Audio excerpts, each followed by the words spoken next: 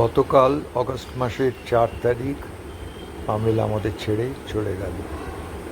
তার স্মৃতিতে এই ছোট্ট ভিডিও ক্লিপটি তৈরি করার চেষ্টা করেছি। রামকৃষ্ণ লোকে চলে গেছে পামেলা।